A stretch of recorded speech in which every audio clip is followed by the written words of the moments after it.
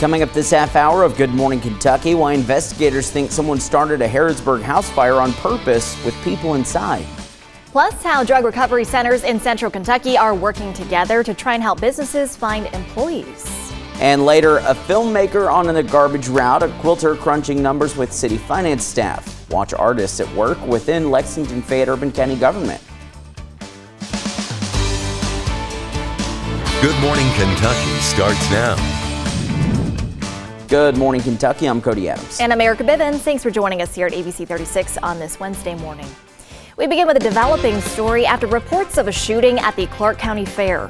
According to the Winchester Sun, shots were fired last night at the fairgrounds. The Clark County Sheriff says a person was shot in the leg and another shot in the knee. According to the Winchester Sun, people at the fair said they were not allowed to leave the area immediately after the shooting. Suspects have not been identified.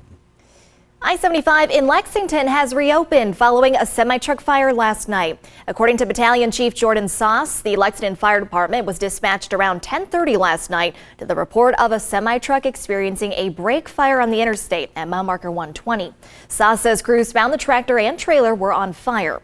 All northbound lanes were shut down while the fire was put out. No injuries were reported. In Mercer County, an arson investigation continues after an early morning house fire yesterday. According to the HARRODSBURG Police Department, that fire happened at a home on South Magnolia Street. Officers say firefighters found evidence in the living room that appears to show that someone started the fire on purpose. Police say the investigation is in its early stages and ask anyone with information on the fire to call them. And in Pulaski County, a man is now charged in last month's arson in Somerset. According to the sheriff's office, 32-year-old Ryan Dalton is accused of starting a fire at a mobile home on Old Salts Road. Deputies say before the fire, Dalton allegedly hung jugs of gasoline throughout the home, and there were also jugs of gasoline on the floor. According to the sheriff's office, firefighters found a gas cylinder with a torch head attached and propane tanks in different parts of the trailer. Deputies say Dalton lived in the home, but someone else owns it. According to the sheriff's office, the home was severely damaged by the fire. A teen is missing in Laurel County. According to the Laurel County Sheriff's Office, 15-year-old Tyler Griffith was last seen around 8 p.m. yesterday off Rita Lane, which is just about 7 miles south of London. Take a look here. The Sheriff's Office believes Griffith ran away. If you know where he is, you're asked to contact the Laurel County Sheriff's Office.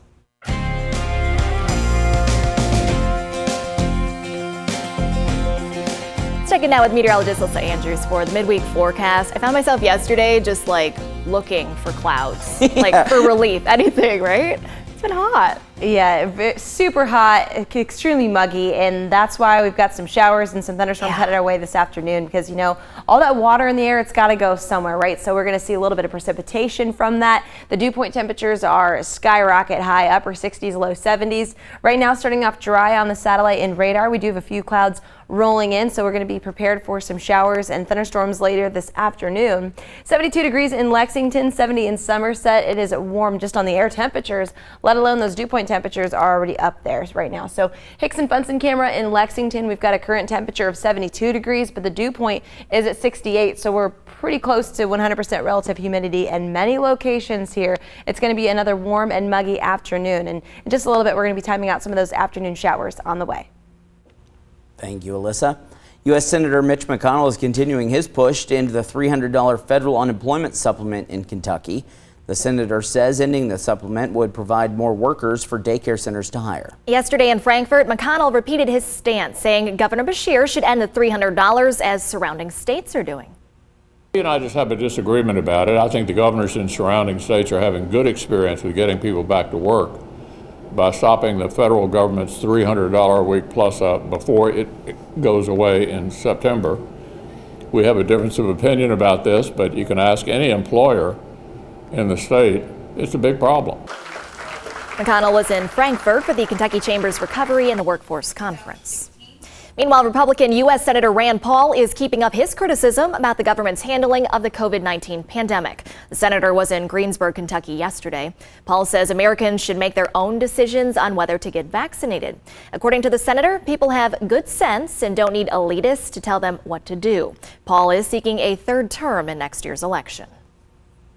The U.S. Supreme Court won't let landlords evict certain tenants who fail to pay rent amid the pandemic. Chief Justice John Roberts and Justice Brett Kavanaugh joined the court's liberals Tuesday to keep the CDC moratorium in place until July 31st, which was set to expire today.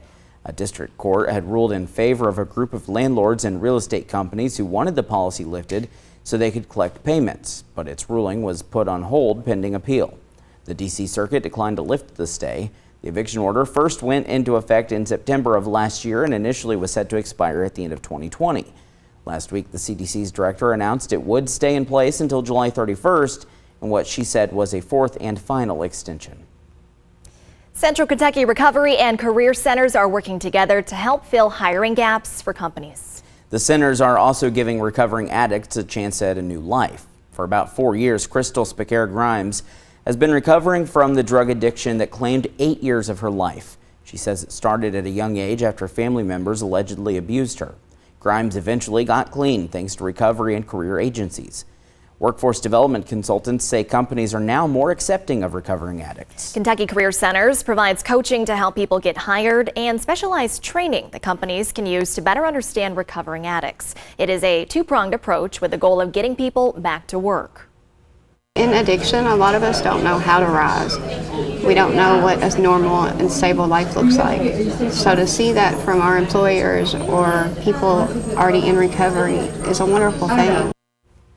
To learn more about Kentucky Career Center near you, just head to our website, WTVQ.com. The Kentucky Recovery Hall of Fame has now named its first inductees. They are U.S. Congressman Hal Rogers of Kentucky and Jay Davidson. Recon Kentucky, the group behind the Recovery Hall of Fame, says the goal is to recognize individuals in long-term recovery and those who have taken a leading role in addressing Kentucky's addiction crisis through prevention, treatment, education, and advocacy. Davidson was honored as the co-founder of the Healing Place, a nationally recognized recovery program. Rogers was recognized for launching Operation Unite, which has become a national model for drug abuse prevention and recovery. Rogers wasn't actually at the ceremony, but did talk about the program during his taped acceptance speech. The induction took place during the Kentucky Chamber of Commerce's third annual Recovery in the Workplace Conference. Time now is 6:08. Coming up, the new program helping the Lexington-Fayette Urban County government get in touch with its creative side. And the Kentucky State Fair just around the corner. We've got information on how to get those tickets and what you can look forward to.